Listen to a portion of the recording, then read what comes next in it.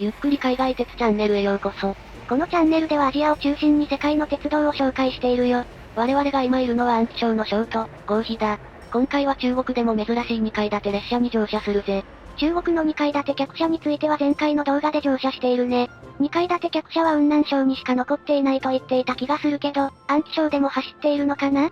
確かに、中国の2階建て客車は老朽化により引退が進んでおり、2026年現在、2階建て客車で運行される毎日運行の列車は昆明局が運行する昆明、霊光間夜行列車、Y752-754 時だけだ。しかし、実は運行可能な状態の2階建て客車は昆明局以外に上海局や西安局にも残っていて、波動用車両として維持されているのだ。そして、取材時の2月20日は春節休暇の真っ只中。13億人の人民の大移動に備え、中国鉄路は春運と呼ばれる特別輸送体制を敷き、列車を大増発する。それに伴い、車庫に眠る引退間近の車両も動員され、一時だけの復活を遂げるのだ。そんな春運名物の車両の一つが今回乗車する上海局の2階建て客車、SYZ25 系。湖を思わせる爽やかな青い塗装が特徴で、コラン早々の愛称がある。上海局の青い2階建て客車は春節限定で安徽省の合肥 Y 北間列車を担当する。早速、合肥駅から Y 北駅列車に乗り込もう。行ってみよう。合肥駅は2階に2部屋、1階に1部屋、合計3部屋の待合室に分かれた独特な設計だ。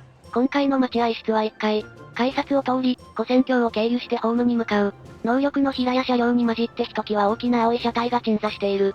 こちらが今回乗車する合肥発 Y 北駅系8598時だ。上海局の青い2階建て客車9両を連結している。すべて後座車の SYZ25 系型だ。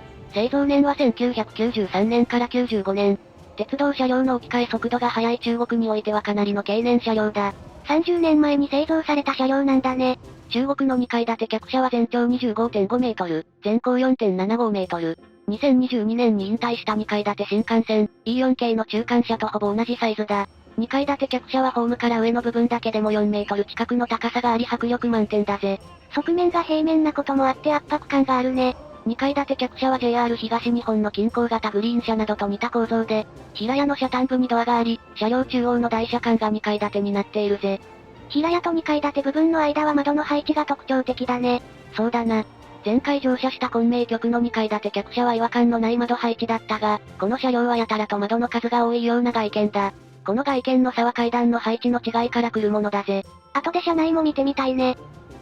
編成の端の方にも行ってみよう。前方には4両の平屋車両が連結されている。車両は 25G 型客車で、内訳は後座車3両と後座車1両だった。車両号車は可と表示されていた。これは増欠車両を意味しており、春運ラッシュのピークに備え客車を増欠していることがわかる。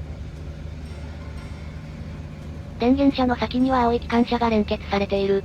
機関車は東風11型ディーゼル機関車。合肥、Y 北間は全区間が電化されているはずだが、春運期間で電気機関車が不足しているためかディーゼル機関車での運行だ。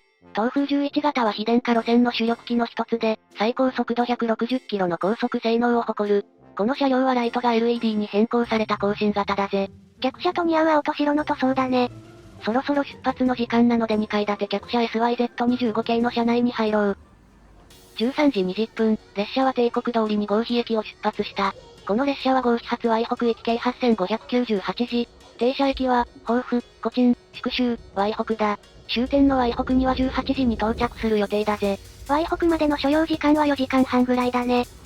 車内の様子を見てみよう。平屋部分を進むと階段の踊り場に出る。左右の階段は1階部分に、中央の階段は2階部分に繋がっているぜ。踊り場は天井が高くて開放感がある空間だね。そうだな。窓が縦に並んでいて、高い位置から自然光が降り注ぐぜ。奇妙な窓配置は内側から見るとこんな感じになっていたんだね。2階部分は両側の階段の上にも張り出していて、スペースを有効活用していることがわかるぜ。中央の階段を登って2階に上がってみる。階段の柵の青みがかったアクリル板がレトロでいいね。座席は2列プラス3列のボックスシートだ。平屋の後座車と同じ座席配置で、青いヨレヨレのカバーが被さっているのも通常の後座車両と同じだが、中国の客車としては珍しく窓が正方形ではなく横長だぜ。階段横の座席は2階建てならではの配置だ。階段の両脇に1人席が並んでいる。この座席は1階に繋がる階段の真上に位置している。下から見上げると階段上のスペースを有効活用していることがわかるぜ。座席が空中に浮遊しているみたいだね。一人用座席は前が壁になっており、小さな机もついている。隣や前に人が座ることはないし、座席横の幅も少し広いので、後座にしてはかなり快適な座席だと思うぜ。階段を降りて平屋部分を見てみよう。平屋部分にも2列プラス2列の座席がある。平屋の座席は1階行き階段の正面に位置するが、壁で仕切られているぜ。この座席もなかなか良いプライベート空間だね。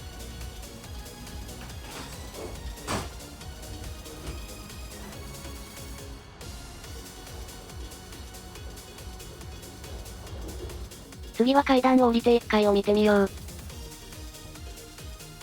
1階席はこんな感じ。2階と同じ3列プラス2列のボックスシートだ。2階と同じぐらい天井が高く、JR のグリーン車のように車体の裾が傾斜していることもない。端の座席だけは通路を確保するため2列プラス2列の配置になっている。階段と座席を区切る壁には大きな窓があり、圧迫感を軽減しているぜ。階段の上には客同士がぶつからないように鏡がついているんだね。そうそう高賀車 SYZ25 系の座席定員は148人。平屋高賀車の118人と比べて30人も多いぜ。輸送力が大きいのは確かだけど、巨大な車体の割には 25% しか定員が増えないんだね。この列車の2階建て客車は全て同じ内装の高座車だ。編成の前の方に連結されている平屋の車両も見てみよう。1両だけ連結されている平屋高座車の車内はこんな感じ。天井が高いぜ。こちらは3両連結されている高賀車。3段ベッドの開放寝台だ。中高列車なので、座席は高座として販売されている。臨時列車のために余っている客車を寄せ集めたという感じだね。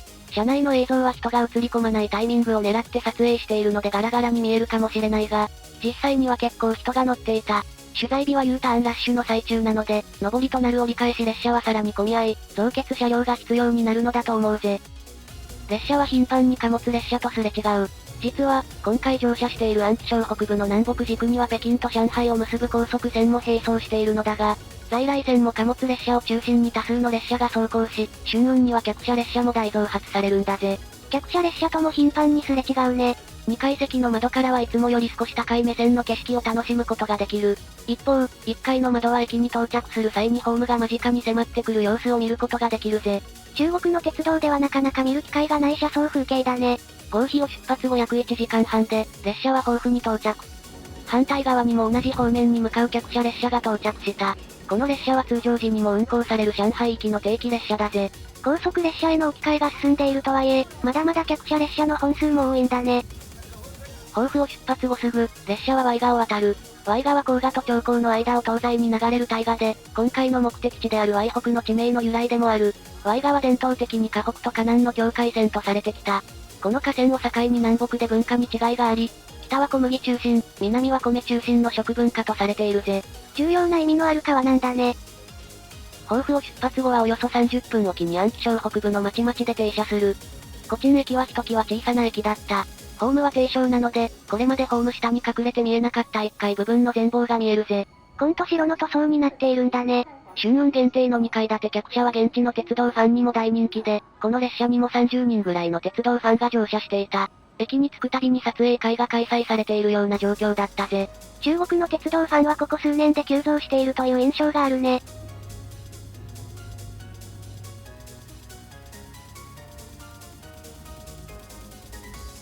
次の停車駅は宿州。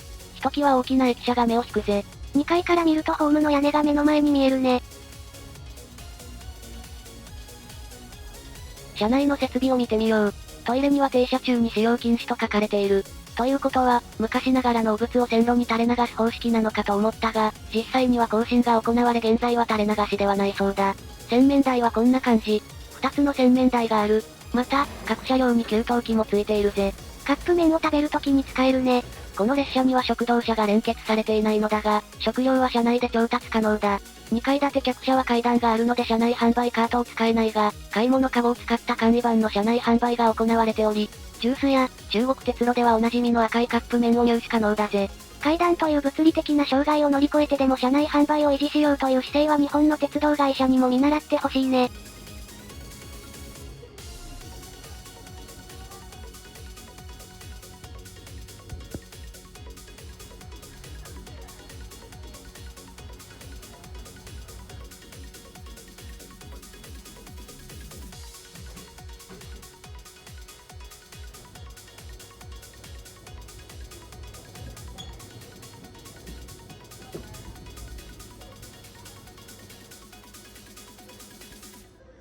18時、列車は帝国通りワイホク駅に到着した。2階建て客車、古い車両とはいえ綺麗に掃除されていて快適な乗り心地だったね。上海局の2階建て客車はここ数年は毎年春運限定で運行されているようなので、来年度以降の春運でぜひ乗車してみてほしいぜ。2階建て客車が充当されるのは安徽省合肥ワイホクあたりの列車だけど、年によって担当列車が変わるから新年度の最新情報を調べてみてね。今回の動画はここまで。このチャンネルでは他にも中国の鉄道についての動画をたくさん上げているから、興味が湧いた人はぜひ見てみてほしいぜ。ご意見ご感想お待ちしております。高評価とチャンネル登録もよろしくね。それでは、ご視聴ありがとうございました。